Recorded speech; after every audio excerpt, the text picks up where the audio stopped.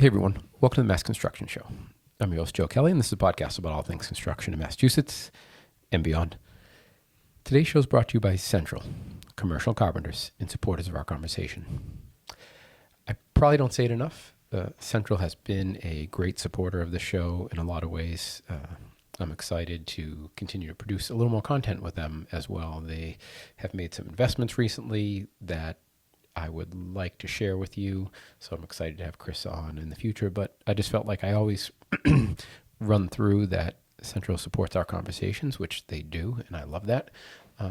But, you know, I don't want it to be a throwaway line because I really appreciate everything they do to support the show and all the folks that make donations, right? We have a, Patreon style thing that can happen through Anchor.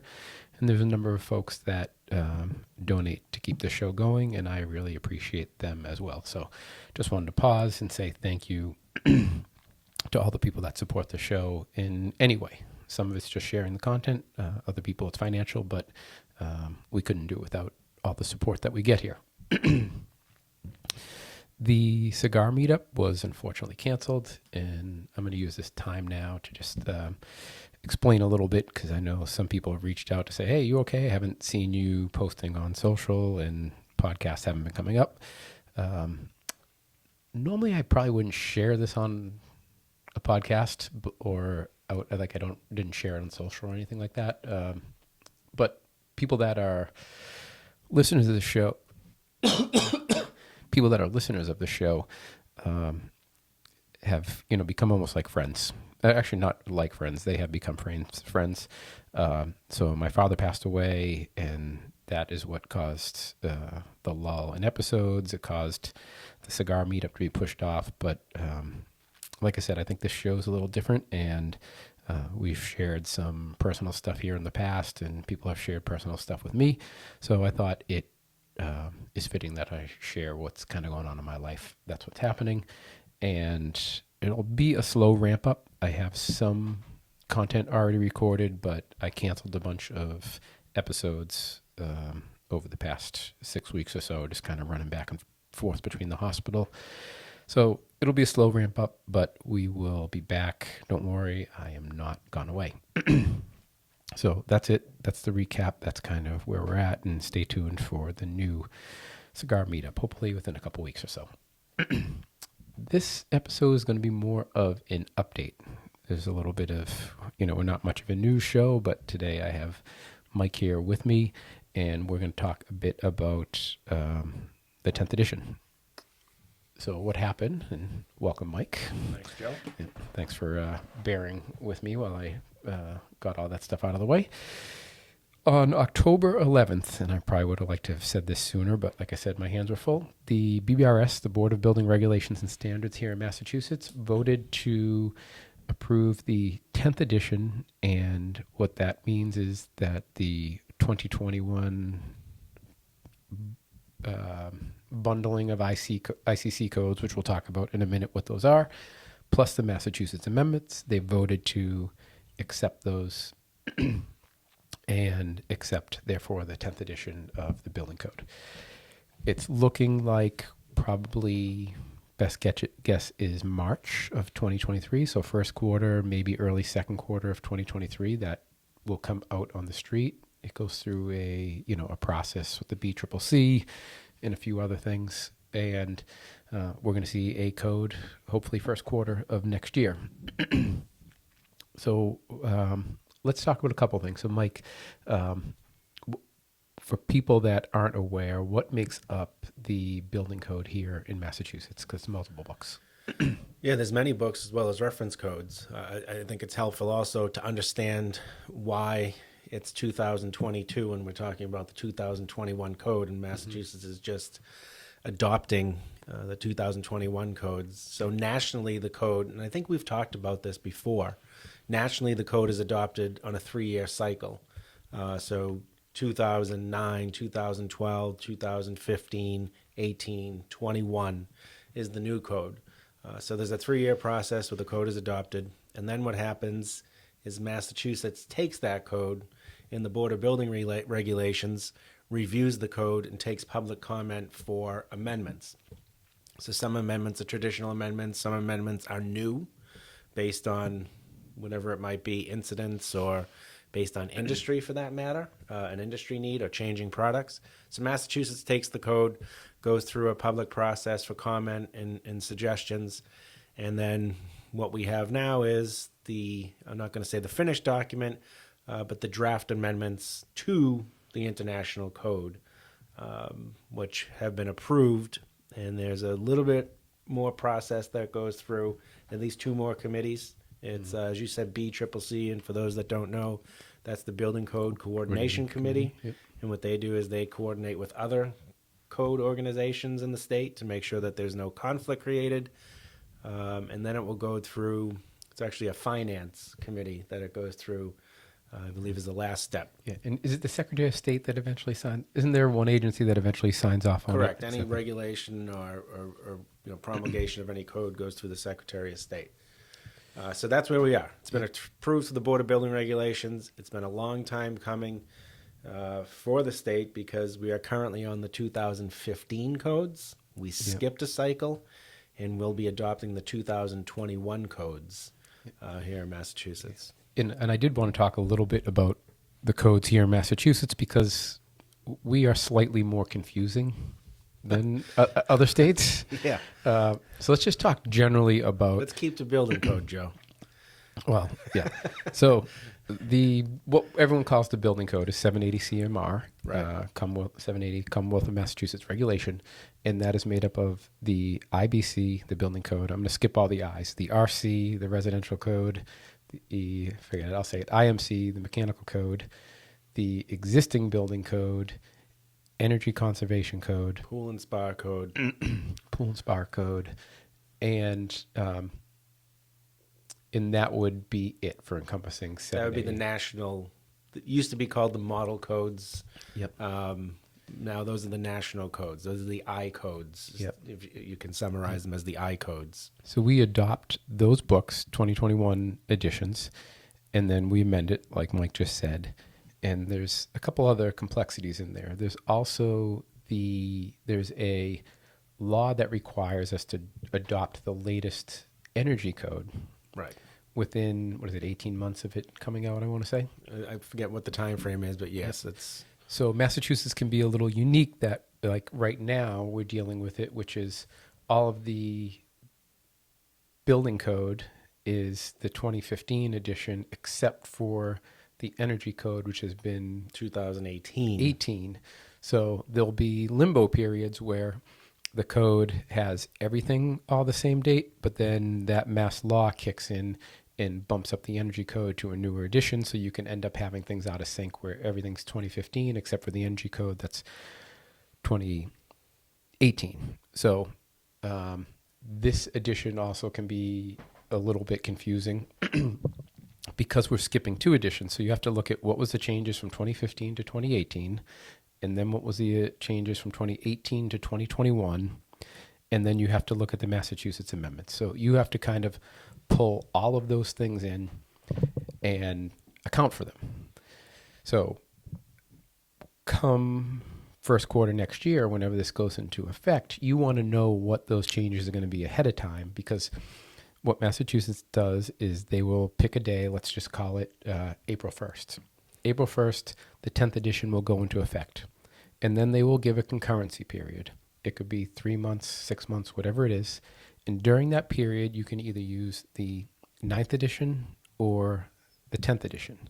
And now that matters to you for multiple reasons. But if there is a component of your building that is affected by that change, you either A, want to be in under the 9th edition, or in some cases, the 10th edition could be more advantageous. And you're like, okay, well, if we file in March, it's going to be more restrictive and we might have to go to the appeals board. But if we wait till April 1st, we can then now use the 10th edition, and that will be more advantageous for our project. So we want to look at it from that respect. And here's the slimy sales pitch where I can say Mike has put together a great class that goes through what are the big changes coming to the 10th edition. And you've done it for a couple, right? You've done it for both building officials, like kind of you created the class, but then set it up Right. two ways? Yeah, so it has content for building officials as far as plan review goes, looking at changes that would be pertinent when you're looking at a new building. And then the other half of it that's kind of interwoven into the presentation is for the end user or the person in the field that's constructing a building. What does this mean for, changes on the project? You get, I don't want to say you get complacent, but you get used to, after being on a code now since 2016, Yep. right? You get used to certain things and how things are built. So having skipped the 2018, and I tell everybody this when I present the class, I went over 400 pages of explanatory notes just for the 18 to 2021 changes. We have to throw in the 2015 to the 2018 changes. So we try to go over, the big changes that will affect building officials conducting plan reviews, as well as the end user, the person in the field that's actually constructed the building, and pertinent information. And also as CM or designer or engineer, Correct. because the important piece where you can really bring value, excuse me, I have a cold if I'm always clearing my throat today. If you have a client and you can bring this information to them early on in the process, so that they understand either, hey, we need to have a real sense of urgency to get this thing filed soon, or hey, we got some wiggle room here, or maybe we want to redesign because we're not going to get it done and we have to be under the 10th edition because we don't have enough time, but we're going to have to redesign some things, so let's save ourselves some energy designing it one way and then designing it somewhere else. So this is a huge time where you can bring value to your client, whether you're a designer or a construction manager. So you would really want to invest your time to find out what these changes that are coming. There's a lot of them. There's some important ones. So both you can help your client, you know how to operate out in the field, and if you're a building official, know what changes are coming, so how to enforce them, how to do plan reviews, and realize what the critical points are from that 9th edition to 10th edition. The other place where I think there's or other area of note is when it comes to taking the CSL test. Right. So do you want to just talk to folks kind of about how that works? You teach the class, so you know better than I do. Right. So I teach a fair amount, a large amount of CSL test prep, and we've had significant success over the past few years, just prior to COVID, through COVID, and then after COVID.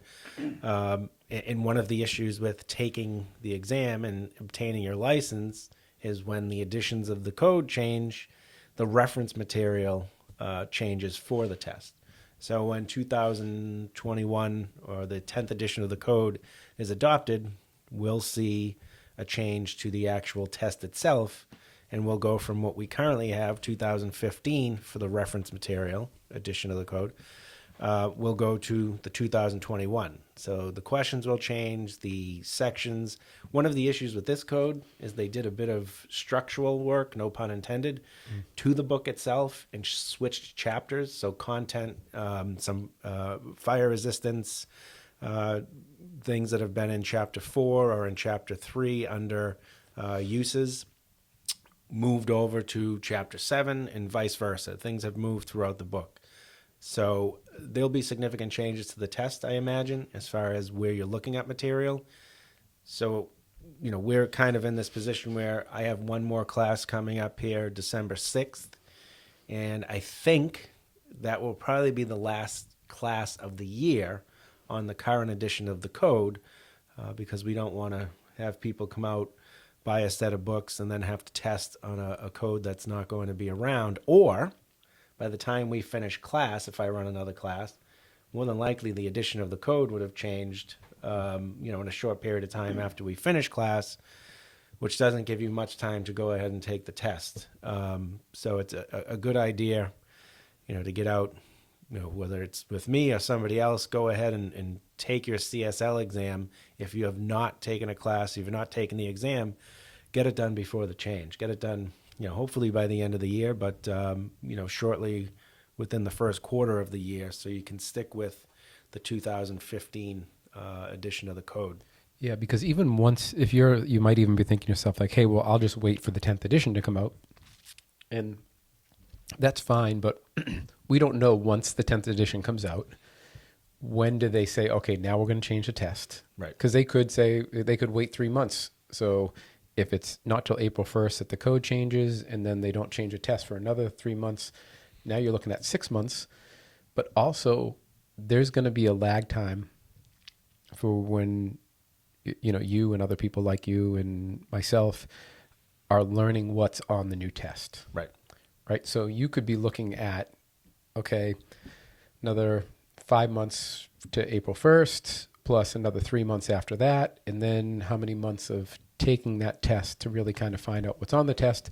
So you could really be pushing yourself off. So if you've been interested in getting that license, now's probably the time to go take that test. And like I was saying, our code here in Massachusetts is complicated. We talked about how there's different, you can have different editions based off of that local law we have. There's also Mass General Law 148, which overarches over the building code. So you can have the building code that says one thing, but there's this law that supersedes it. So codes can get really complicated. The number of times I've had people send me a screenshot of, hey, is this the right section for what I'm looking for, this and that? And I said, that doesn't look like, and I realized that looking at the wrong edition. Right. So yeah, it's great to take that test to get your license, but that prep class to take the test is really good to help just inform yourself with how codes work, how to find information in the code. It's a great first step to understanding the codes. The codes are very complicated here in Massachusetts, and it's worthwhile. Even if you're not going to be pulling a permit, it looks good for your resume. It will help you pull a permit, but really it's about learning how the codes work here in Massachusetts. So I would say go ahead and take that class if you've been thinking about it. Pull the trigger now while we really understand the 9th edition and what that 9th edition test Right. is Yeah. about. And I'll just add, it's, as you said, Joe, it's complicated. The codes are complicated. And really what it comes down to is, good construction supervisors, good architects, good engineers, they don't know all the information. They know how to find the information. Mm-hmm. With as complex as the codes are and the, how voluminous they are, how many chapters they are, you need to know how to find them. So that's just being familiar with the code. Where do I find this? Right? How can I narrow it down where I'm going to find this? And if it's not there, where do I look next? And that's really what we do when we teach the construction supervisors classes. How do you find the information? That's what it comes down to. So, And then you look at folks like the conversation we had with Ryan Walsh and how much code affects what he does in the everyday. And, he sent us over that damper matrix he did. And that's a challenge for a lot of people. And I mean, that thing was quantum physics that he did for the fire damper matrix. Right. But yeah, it's so even if you're just, not at a lower level, but even at a higher level, it's coming into people's jobs every day. So something you certainly want to learn. I'll get off my soapbox on that note for now. But I guess continuing with, this is more of, that's kind of like, hey, you should really do this. But then there's also kind of my beef with the code. I already talked about how complicated it is. And, I would love if we get to the place, and hopefully whoever the next governor is will move forward on this, because we've always had talk about, can't we just adopt the model code and not amend it? Not amend it, or really reduce that number of amendments. So I just did a little digging. I said, hey, our Massachusetts code is complicated. Let me compare it to some local communities. So for reference, I looked at Rhode Island. In Massachusetts here, the IBC alone, we listed all the codes that we have. The IBC alone has 404 pages of amendments. 400-page book is quite large. It's 8.5 by 11 pages. Yeah, there's some filler, intentionally left blank pages, but it's pretty darn close to a full 400 pages of amendments just for the IBC, not for any of the other books. In Rhode Island, the IBC has 92 pages, so a quarter of what we have here in Massachusetts. Connecticut has 126 pages for all codes. So we have 404 just for the IBC, and in Connecticut, they have the IBC, the IEBC, the plumbing code, the mechanical code, energy conservation code, their electrical code, pool and spa, and the residential code. All of them combined only have 126 pages. And then my favorite Live Free or Die state has 26 pages for the IBC. So it can be done. And you can say Massachusetts is more complicated than any of those states, and that's probably true. But is it 4 times as complicated? To me, that doesn't seem to be the case. So here's my moment in time to just say, hopefully, if there are agencies and groups out there like, the engineers groups and the AIA and the AGC and the ABC, if there are ways that they can petition the state to say, let's try and get control of this. It's complicated enough for people. Why can't we make it a little simpler and help everybody in the construction industry? So that's what I'm hoping for. Mike, is there anything that jumped out at you in the 10th edition? I know we've done some of these little updates before. Yeah, there's a number of things that are going to affect, and I point out again during the class, there are a number of things that are going to affect design. And I do a reference code class as well, where we point out how different codes affect the cost of a job. And when I was looking at the new code, I was kind of looking at it from the view of, okay, how many of these are going to affect a job as far as time and money? One thing, if you work on podium buildings or you work on buildings where you utilize 13R sprinkler systems, so NFPA 13R sprinkler systems, historically you had a lot of leeway to utilize. And that's one thing that Massachusetts does. And that's one thing people will defend the amendments for, is giving you options for sprinkler systems. So 13D, 13R.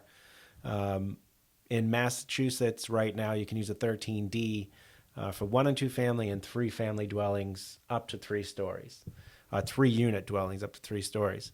13R currently nationally is you have 4 stories of 60 feet. And if you have a podium building, the measurement is taken from the top of the podium.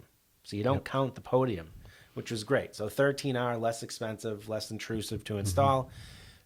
The new code drops the threshold for utilizing a 13R to 30 feet high to your top story and still 4 stories. So 30 feet high is where your feet are standing. That's where if you have a floor level higher than 30 feet, you're going to have to use the full 13 sprinkler system. And for those people that don't know, a full 13 is considered fully sprinklered. It's really locations and material of the sprinkler system that's being able to be used. So things like that, that's significant. That's a significant change for people who are used to utilizing 13R sprinkler systems in a building like that. Another thing, I don't want to go too far down this rabbit hole, but another thing that's going to be new for Massachusetts, we've been talking about it for years now, is the tall wood buildings. And when we say wood, and for shock value, we say 18-story wood frame buildings with almost 200 some odd thousand square feet available per floor for a residential building. Mass timber, though, not light frame. Mass timber. And that's what I was going to get to, is shock value. We say 18-story wood frame, but it's really mass timber or heavy timber buildings. So these are, dimensional lumber that's glued together to form larger framing members. So that's going to be significant for Massachusetts. And I know there's a couple buildings going up right now in the state that are utilizing this type of construction through a variance process. But that will be very significant. I'm thinking we'll probably see it in Boston, high-rise wood frame. I would say so, yep. And that's going to be very different to see wood frame structures that large, because we're used to seeing concrete and steel and glass in these big structures. But it's coming. It's in the code, and once that code's adopted, it's the law of the land for us. So. Yeah, like East Lenox is, it's not a high-rise, but I want to say it's 5 or 6 stories. It's a pretty, like when you look down the street and you look at that building as a wood frame building, it's a tall building for a wood frame building. But yeah, sorry to throw you on the spot there. We didn't prep for any of that. There's a lot. I mean, just administratively, and it goes along with Mass having its own code. Chapter 1 is scope and administration. It's the entire chapter is specific to Massachusetts. So you have, I don't even know how many pages it is in this edition, and it's heavily, heavily amended just from last code edition as far as what requires a permit, appeals, who you appeal to, you know, all kinds of things regarding permitting and occupancies and certificates. It's been heavily amended, and there's a lot of changes in there just from your day-to-day building department operations and end user filing for occupancies and whatnot. There's a lot to look at just in the Massachusetts, you know, Chapter 1 amendments. Yeah. And then there's one that I am more curious about. It could have a big impact. It may not have a big impact. It's NFPA 3 and 4, which is, what's it, coordinated commission. What's the word? Oh my God, I'm forgetting it. You basically have to coordinate all of your life safety system testing, commissioning. It's a commissioning standard. But it says that you need to have a commissioning plan and I think an individual in charge of that. Right. What that means, oh, integrated testing. Thank you. It's integrated testing. Sorry, it just escaped my mind. So you need to comply with NFPA 3 and 4 now, which is integrated testing. In my mind, and Mike agrees because we've kind of chatted about this, we have it to some sense. So when you do a fire alarm test, they're flowing water through the sprinkler lines, and you're checking for, flows and tampers and all that kind of stuff to make sure all that stuff is working. You might initiate a fire alarm device to kick on the smoke control system. So as Mike said it this way, so I'm kind of stealing this from him, but he said in Boston we're kind of doing that already. Other places in Massachusetts, we're kind of doing it already. But what does that mean? I don't know. I don't know what the enforcement's going to look like. I don't know what AHJs are going to want when they say there needs to be this integrated testing plan. That's going to be interesting. So that's one to keep an eye on. It could not mean much at all, and it could be like, hey, we're going to keep doing what we're doing because we do integrated testing to some degree. Or it might be that the bar is getting raised and they might want this tested in a more sophisticated way. So it's going to me, I think that's one. And I know having spoken to some fire officials about this, they feel the same way. They're like, they're all very curious what that's going to mean. And I almost wonder if FPAM might want to have that as a discussion. What does integrated testing, right, NFPA 3 and 4 mean for fire services, AHJs across the board in the construction industry and design industry? Well, it's interesting because we attended the NFPA 3 and 4 at FPAM, but that was what is in NFPA 3 and 4, not how are we rolling out NFPA 3 and 4 in the Commonwealth. How does it get executed is really going to be. Yeah, and as Joe said, I think the term I used was we grew up with this. Like this is how that's how you phrase it. This is how we've been used to it. So this seems like something that's second nature to us, in the city of Boston and other communities, Metro Boston, that, have a commissioning and an acceptance process.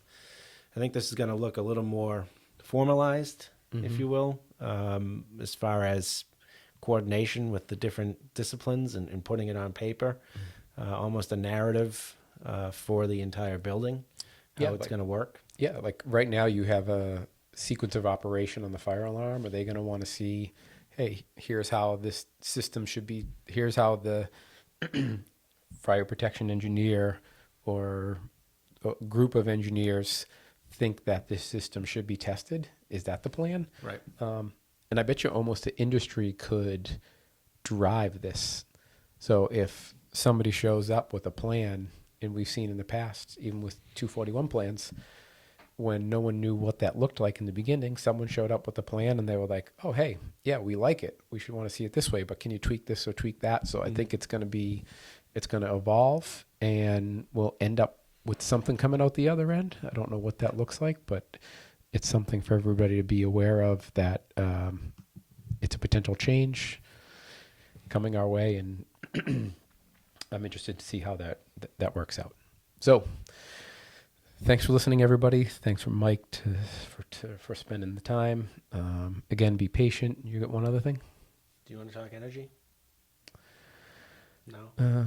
Let us know if you want us to talk energy code. It gets... Yeah, we could spend a class on just figuring out what is the energy code at this point and what will be the energy code. fairly complicated, but I think that's a good idea. Send us a message if you want to just go over the matrix, since we're talking matrix of what's going to be adopted, and figuring out of what takes precedent over what local Yeah. jurisdiction, state jurisdiction, national jurisdiction. Yeah, so here's the teaser about what Mike is talking about, which is we have the energy code, we have the stretch energy code, which could be which is basically a local option that your city or town can adopt. And then an additional local Layer. opt-in, which is above and beyond the stretch energy code. Correct. Yep. So there's you might have heard the term Birdo, which is what's happening here in Boston, and that is not a change to code, but it's just an additional layer of, you know, your carbon emissions and energy usage, and the fact that you have to track it and what you have to get down to over the next 20, 30 years. So there's this whole projection, and then there are fines associated with it if you don't report, and there's fines associated with it if you're not meeting the outputs. So it matters for folks that are designing, but we'll leave that. You let me know if you'd like us to talk. I'll have Mike do some extra homework that day, because both of our heads spin when we look at the plethora of energy code requirements out there, in the constantly evolving energy codes out there. So let us know if that's something you want us to talk about. We'll be happy to talk about it. Like I said, thanks for Mike. Thanks for everybody that supports the show. Thanks to Central. Thanks to people that like, share, and support the show in any way you see fit. So thanks for doing that. Thanks for coming out. Take care.